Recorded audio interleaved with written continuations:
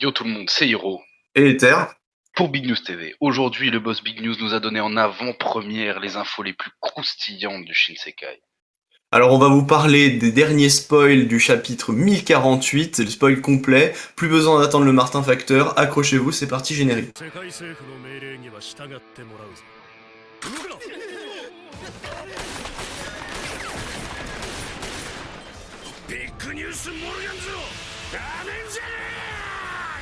Bon alors on commence avec un titre de chapitre, un titre de chapitre qui est 20 ans. Alors 20 ans, clairement c'est lié au flashback qui va arriver plus tard, mais on vous en parlera juste après. Évidemment, mais 20 ans, c'est l'arrivée aussi de Nika, bien entendu. On va revenir sur les spoils qu'on a vus la dernière fois, la couverture bien sûr, on découvre que c'est Ichiji et Reiju. Bon, le Germa 6, le comeback sur Whole Cake Island. Oui, on l'avait dit dans la dernière vidéo, il profite très certainement de l'absence de la majorité des membres forts de l'équipage.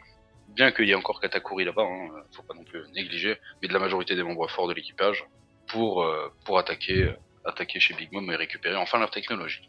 Ensuite, on passe à une petite case sur notre cher Momonosuke, Momonosuke l'inutile, qui commence, semblerait-il, à être un peu utile. Il continue de pousser Onigashima.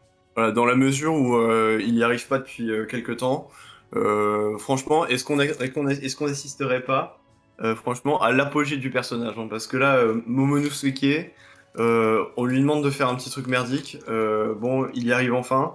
Là, l'homme le plus fort du monde en action, en fait, en réalité. Un digne compagnon du futur Goldie Roger. Ah ouais, totalement. On continue ce spoil.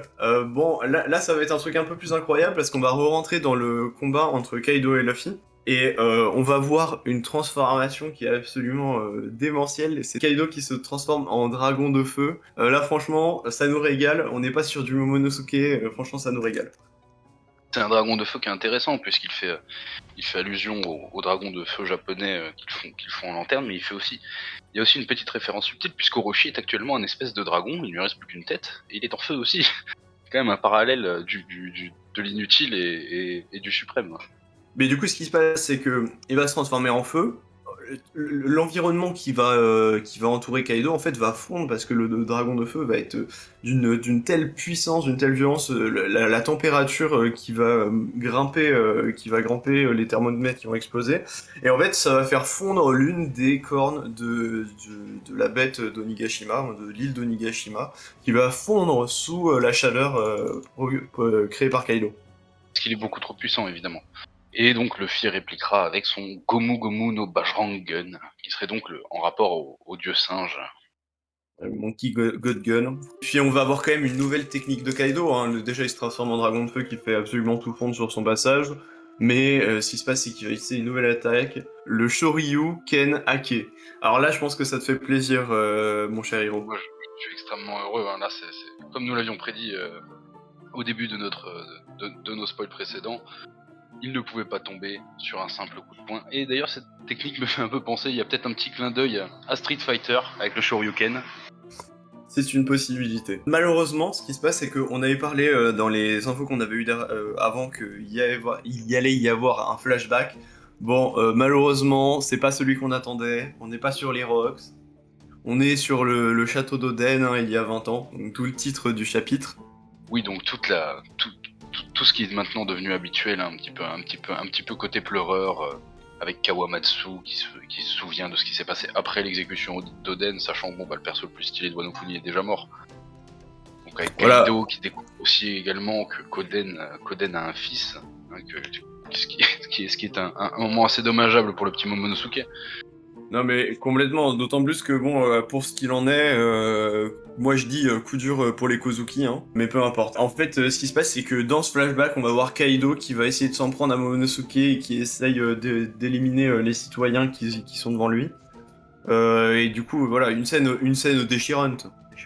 Voilà, une scène déchirante qui monte à gros Kaido est méchant, oui, mais Kaido est un pirate, pour le coup. Kaido est un pirate, et Momonosuke est un incapable. Oui, donc Momonosuke qui est un incapable. Hein. Bon, après, il y a prescription quand même, parce qu'à ce moment-là, c'est un gamin face à un Yonkou. Bon, on peut pas non plus lui demander d'être extrêmement résistant, le pauvre petit. Non, c'est vrai, mais enfin, ça reste un Kozuki. Son père, à cet âge-là, il faisait des dingueries, mais bon, Tout à fait. la Ensuite, on voit, filiation, parfois, ça fait défaut. tout à fait. Ensuite, on voit comment le château d'Oden brûle. Donc on voit aussi les daimyo de Wano Kuni qui viennent essayer de combattre Kaido et Orochi. Hein. Donc les daimyo présents, donc on voit Tonoyasu, qu'on appelle aussi Yasuei le hérisson, n'est-ce pas? Ainsi que les trois samouraïs qui ont été rencontrés par Yamato dans la grotte, avec le fameux Ushimaru Shimotsuki, le maître du petit renard qui se transforme en moine grâce à son fruit mythique.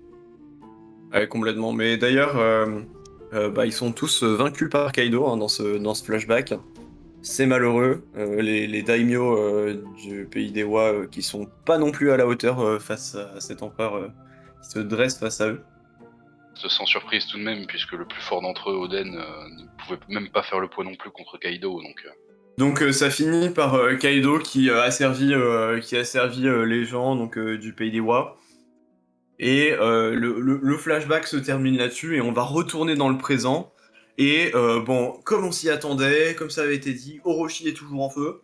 Hein, voilà. Et ce qui se passe, c'est que notre cher camarade Denjiro, hein, le fourreau rouge, va le décapiter de part en part et tue pour la xème fois ce Orochi. Hein, voilà. Encore une fois, qui joue son gameplay d'essai. qui encore une fois fait un parallèle. Hein. Les deux dragons sont en feu, mais il y en a quand même un qui joue encore le gameplay d'essai, qui joue le gameplay campeur et qui se fait bolos, hein, qu'on se le dise. Alors qu'il y a Kaido en dessous, au-dessus, qui se barre et qui détruit des îles contre Luffy quand même. Le parallèle est très intéressant. Ouais. Bon, évidemment ensuite on a le retour au peuple de Wano Kuni, hein, puisqu'on voit qu'ils sont en plein festival du feu et qu'ils envoient leurs vœux dans des lanternes. Oui, c'est vrai que là, on voit gravé directement sur les lanternes des petits mots qui sont envoyés par les habitants, les sujets. Et on voit notamment, ouvrez la citation, Koroshi trépasse, et une autre, je veux m'échapper de cet enfer. Alors on voit qu'il y a notamment ces inscriptions. Bon, ça dénote quand même les 20 ans passés de la part des gens de Wano Kuni qui ont, enfin voilà, qui n'en peuvent plus du joug des Kurozumi et de Kaido. Donc voilà, c'est malheureux, c'est malheureux. Tout à fait. Et puis ensuite on voit Luffy et Kaido qui s'affrontent sur la dernière double page. Il y a donc une partie de leur affrontement. Kaido est toujours en forme dragon et il utilise toujours ses nuages, hein, bien sûr. Et il entre en collision avec Luffy, avec deux gros Haki des rois. Ouais, exactement. Là, en fait, les attaques ne se touchent pas, c'est vraiment impressionnant. On se retrouve comme Roger face à Barbe Blanche qui ont une attaque où le haki des rois s'oppose. Donc vraiment, on est sur un choc d'empereur, hein, véritablement. Luffy qui en fait a atteint ce niveau d'empereur hein, pendant cet affrontement. Tout à fait, ce qui est tout à fait logique. Hein. Luffy est arrivé, il est devenu extrêmement puissant. Là maintenant, il va être craint de toutes les mers du monde, malgré sa personnalité attachante qui fait qu'il ramène toujours les gens à lui. Mais du coup, ce qui se passe, c'est que le dernier, donc la dernière double page contient donc ces trois affrontements, ces trois éléments qu'on nous a décrits. Donc Orochi qui se fait découper par Denjiro alors qu'il est en feu, l'échange de coups entre Luffy et Kaido, et il contient aussi les lanternes des habitants du pays des Wa qui lancent leurs lanternes pour le festival du feu avec des inscriptions dessus qu'on a pu voir.